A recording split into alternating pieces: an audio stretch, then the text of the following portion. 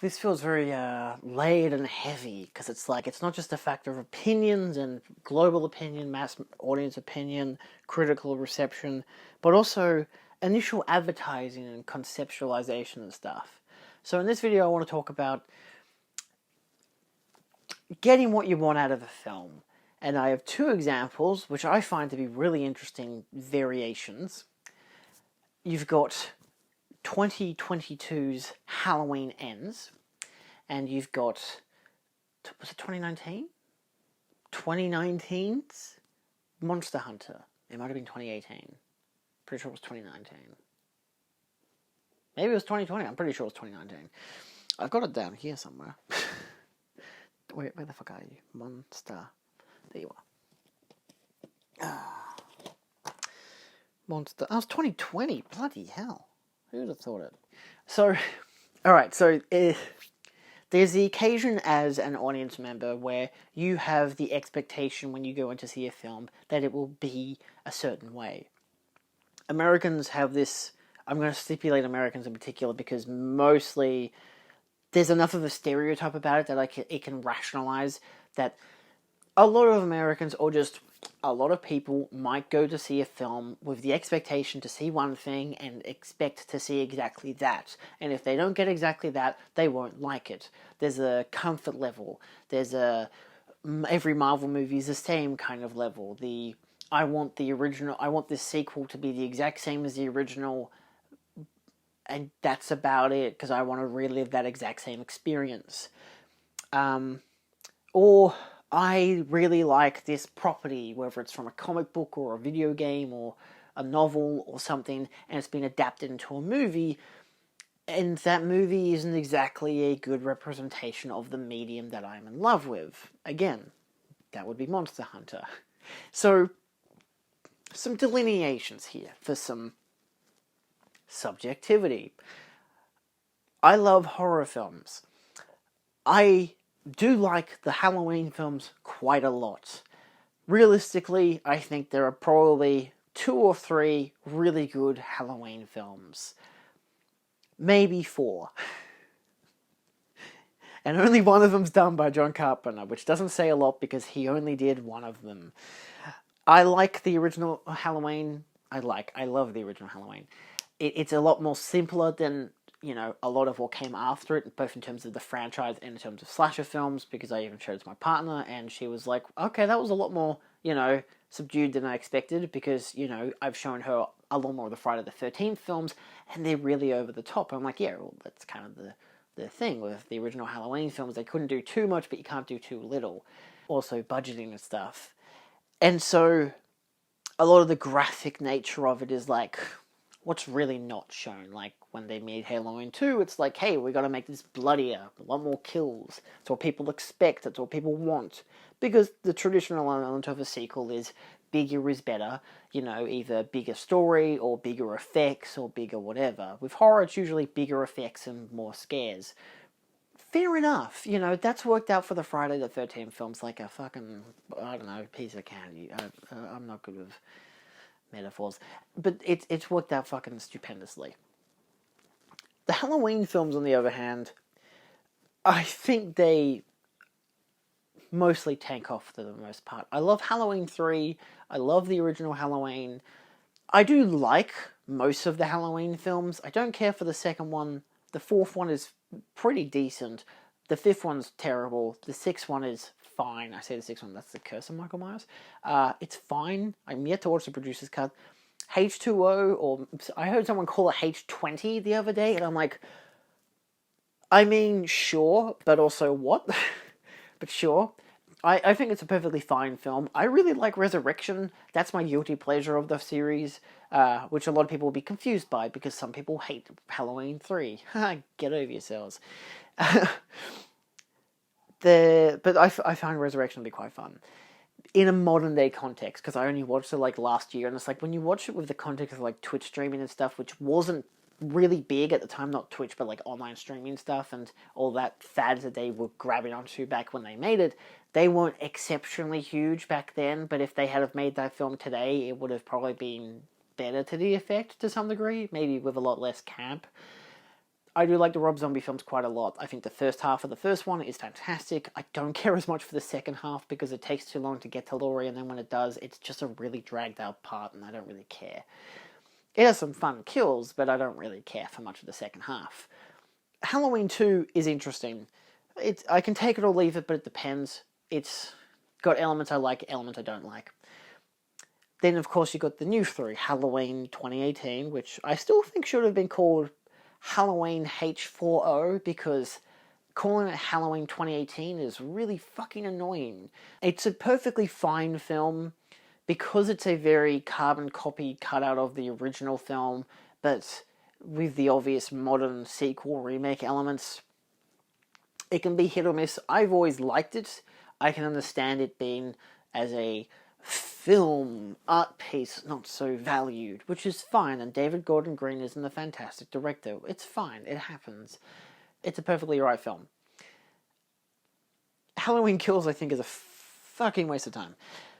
Halloween Ends, on the other hand, I really liked. And I know that's like, for a lot of people, that's like a really small thing, like, oh, I'm one of the few that really liked Halloween Ends. But it's because, for one thing, I didn't look at any of the promos. I saw one that was like, again, Laurie facing off against Michael, so I'm like, alright, they face off at some stage in the film. I don't care. If that was the whole film, that would be terrible. The fact that it's in the film by the time that we get to it is also kind of terrible. But fuck it, I don't know. Who cares? Because it's in like the last 15 minutes of the movie. Does it matter? No, not really. Because the rest of the film, I really liked. It was something. This is one of my quotas. I like when a film that's a sequel does something different, especially if it's a slasher film that's like the 13th fucking film in the goddamn franchise. I know it's not like a strict 1, 2, 3, 4, 5, 6, 7 to 13 or whatever, but like, come on, you know. A lot of people were hoping to see again Halloween 2018. They wanted that same experience. Not a lot of people. Some people wanted Halloween Kills again to some degree, but maybe with some more finality. I don't know, I saw one guy saying that he really liked Halloween Kills and wants to headcanon that that's the last one because he thinks that Michael should be a character that doesn't die and that he's so impossibly immortal and godlike in his, horror iconness that, like, he just can't die and that he will just keep killing forever and ever and ever, which is fine, but not a great headcanon at the same time. Depends. Like, with Jason, I think that works like a fucking charm, but not really when it comes to Michael, like, and that's why I've always been very meh about Michael as a killer, because it's like, he's just a fucking dude. Like, what makes him great is the end of the first film, where he gets shot 3 times, falls off a balcony, and then he just vanishes. But then Halloween Kills is like, oh, what if he got arrested like 20 minutes later because he was just inside his own house? Because the mystique of him being a guy who can get shot and basically be immortal is basically wasted. See, it's just, they're too serious. But Halloween Ends is a whole completely different picture and is looking at different characters, is something just so utterly different that I loved it. Like, I really enjoyed it. I thought that the slasher elements were obviously a lot lackier in a way, but then when you got to the payoff of, Corey killing a bunch of people, it's fucking great. The fact that they're trying this, which they probably could have done in the second one instead in Kills, but they didn't, which is probably better anyway, because I don't need to ever watch that film again.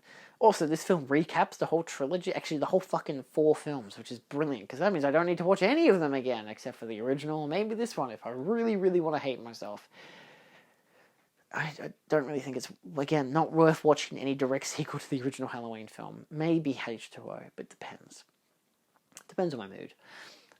But yeah, it was a film that for me, I had not exactly low expectations. I'd forgotten so much that the previous year we'd had Halloween Kills that I'd forgotten that it existed. I'd forgotten kind of what even happened in it because it didn't really matter to me. I just remembered, oh yeah, Judy Greer dies. And that's like the whole movie. That's it. That's the only thing. And that's like the end of the movie. It's like an hour and a half. It's probably almost 2 hours long. And nothing else of that film has any ramification for me. Or even arguably this film outside of, again, Judy Greer dies. Which is the only ramification at all, and that could have happened in the first film, because, I mean, if the dad dies, what does it fucking matter if the mum dies in the second film? Just kill them both off in the first one, then just jump straight to this one. Fuck yeah. You know? But I like how this film, it did something different. It just re-examined the mythology of Michael Myers, the idea of passing the torch, but to a different degree. Again, wasn't fully realized, but at the same time, I respect that more. I don't need more fucking Halloween films, and I feel like the writers knew, it's like, yeah, if we had Corey become the new Michael Myers, everyone would hate this film, so how about we kill him off instead, and then have Michael Myers come back, because that's going to be great. It was fine. It's not, I don't think it's terrible, but it's also like, I'm not there when he fucking shows up. I'm like, yeah, Michael's back, he's going to kill Laurie. I'm like, I don't give a fuck.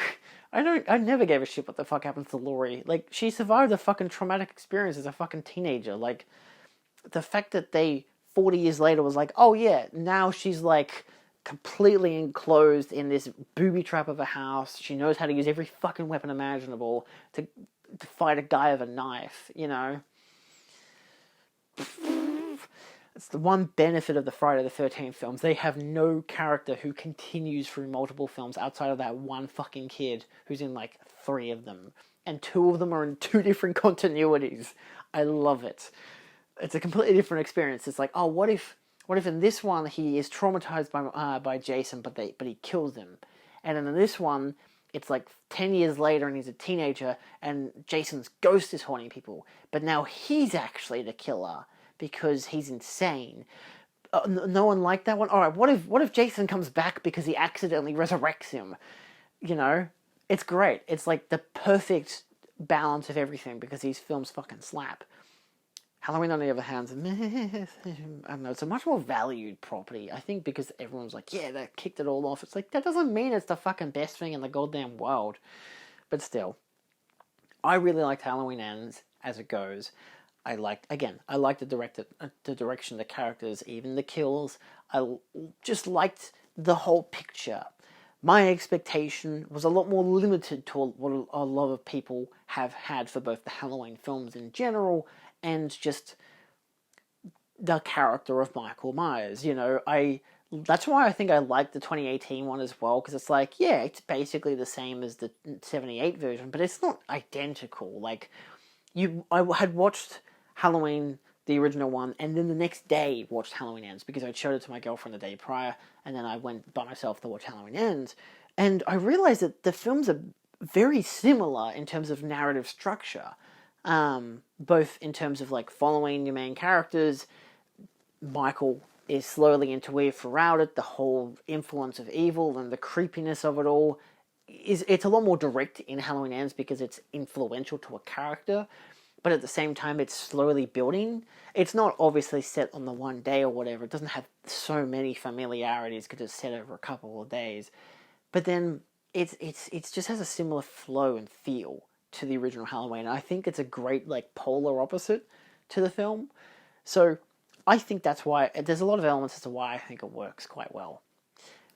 But then on the other hand, you've got Monster Hunter, because I think when it comes to Halloween Ends, you can only talk about it for a certain amount of time. If you want my strongest opinions on it, Red Letter Media's coverage, I think, was like perfect to my impression of the film. But then we look at Monster Hunter. Monster Hunter has a lot more going for it in terms of why it is bad. The thing is, I think as a film it's fine because of the different elements. Again, I never played the games, and that's like an immediate like, okay, well, you're disqualified for talking about it. But I'm not, because it's a fucking movie.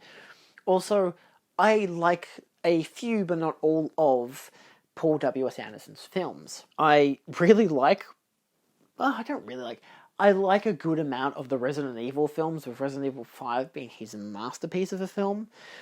Actually, I think my mate said Pompeii is his masterpiece, which I could probably understand, but I haven't watched that one yet.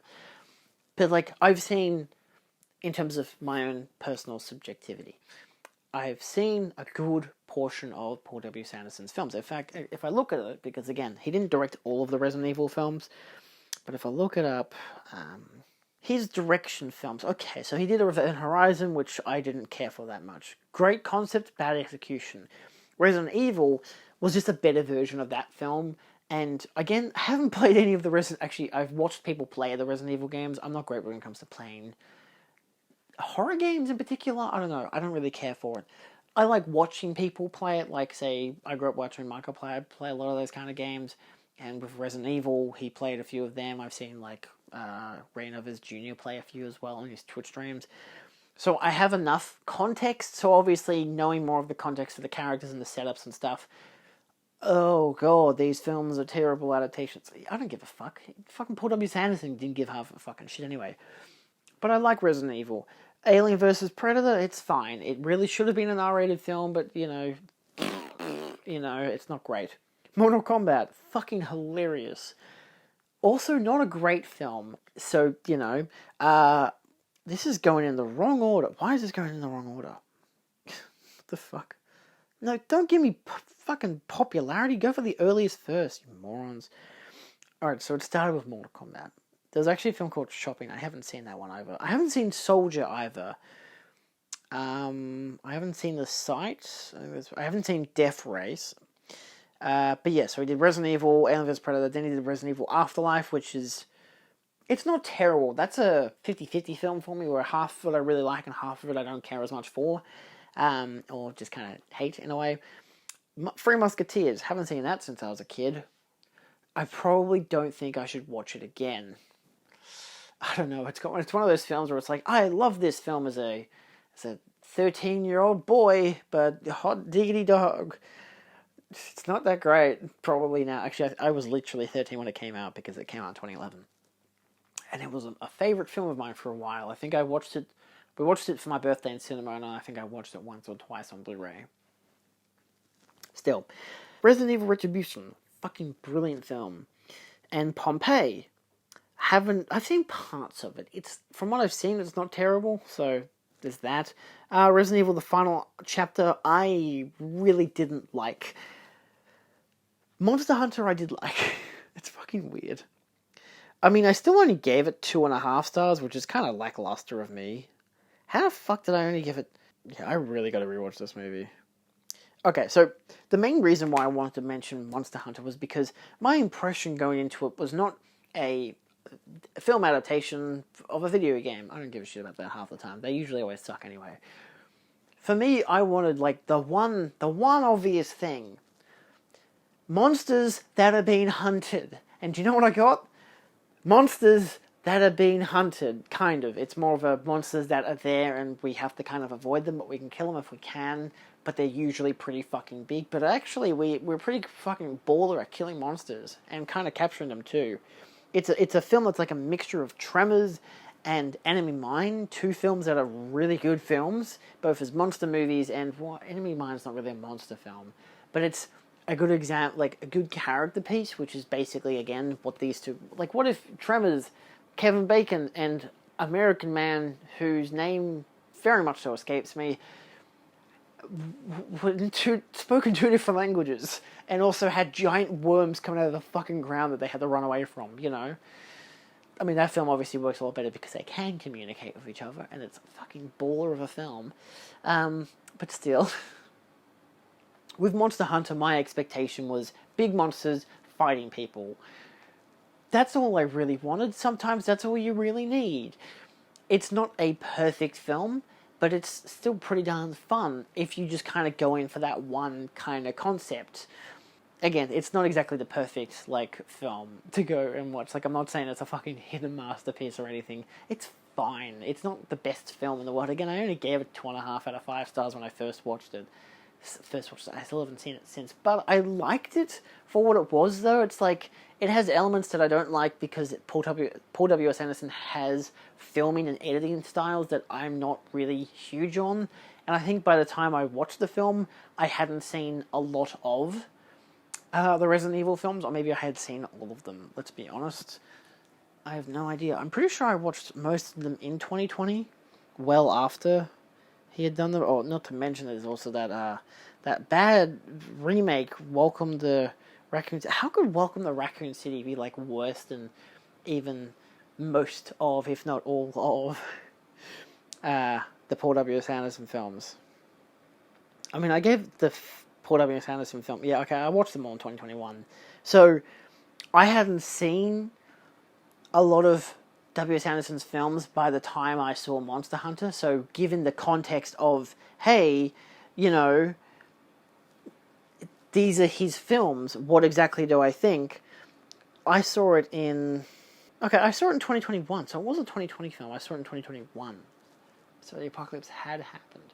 But I saw it before. I saw it well before, months before, I watched the rest of Paul W.S. Anderson's filmography from what I've currently seen. Even, like, I only just watched Event Horizon this year.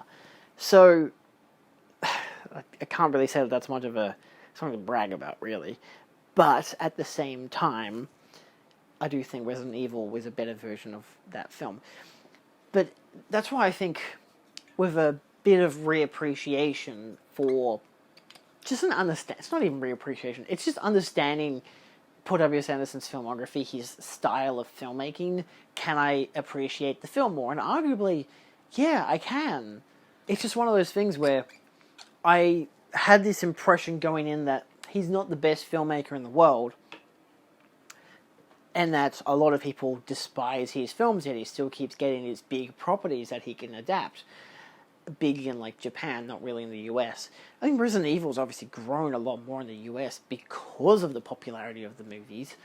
But in terms of, like, game-wise, it's grown even bigger in the States in particular, and in, like, the rest of the world. Like, most people know what the fuck Resident Evil is. Even if they don't originally know it's called Biohazard or stuff like that, you know. They know the name, but they don't know the tweaks and the twerks and all that kind of stuff.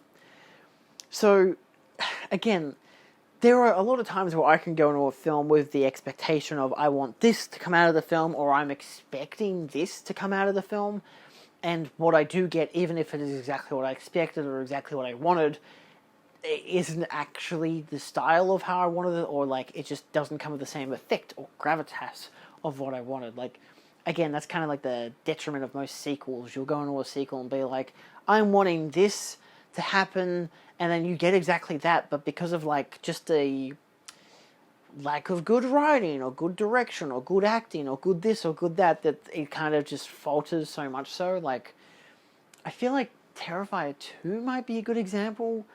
I liked Terrifier 2, but again, you compare it to the first one, it's like there's a lot of hits and misses back and forth, where the first one's story is weaker, but I don't like the overcomplicated nature of the story in the sequel. But I like the lack of a story in the first one.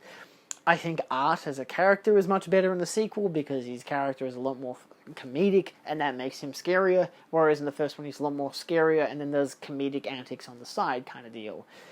So it's like, yeah, the gore effects, all this kind of stuff. There are so many different things that are like better here, better there, all this back and forth. But if I'm going into a film completely blind like Monster Hunter, where I just think people hunt monsters because that's the fucking title of the movie, and that's what I got. It's not specifically they're going to go around and actually hunt monsters like it's a fucking safari, which I personally prefer that it isn't.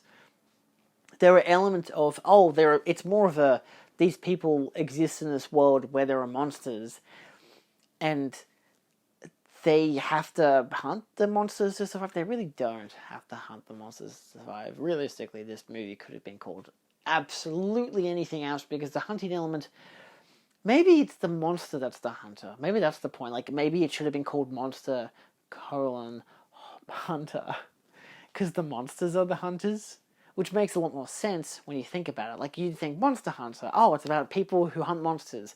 What if it's about monsters that hunt people? There you go. I've just solved your problem. That is why the movie fucking slaps. Halloween Ends? Guess what? It fucking ends. It's in the title. They're both in the title. It doesn't matter what the fuck happens as long as they reach the title name of the movie in complete accuracy. That's good enough for me. It isn't always. I just figure that's amusing. Like, imagine there are so many movies that have, like, no relation to their titles whatsoever, and you're like, the best you'll get, like, is a throwaway line of dialogue that references the title of the movie, and you're like, hey, he said the thing. But it's like, I don't know, sometimes you don't need that. I don't know. Anyway, I think to some conclusion, it's like, enjoying films is a very subjective thing. The fact that I know that people aren't going to like the fact that I liked Halloween Ends, despite the fact that, oh, it's, it's been a month now since it came out. Does it really fucking matter? I enjoyed it for what it was. I liked it. I thought it was better than a lot of the Halloween films that have come before it, because realistically, a lot of the Halloween films are all the same shtick with no real consequence or actions. And guess what? This film has actions and consequences, and it rounds it off in one whole film without fucking sequel baiting the crap out of itself, which is fucking terrific. It ends, simply put. I just love the ad campaign. Ends October 12th. What ends? Still. But yeah, and then you get, again, something like Monster Hunter, which probably hated by most people, fans of the game, fans of movies in general. There's a lot of complications and complexities that come into people watching movies and having expectations about a particular thing.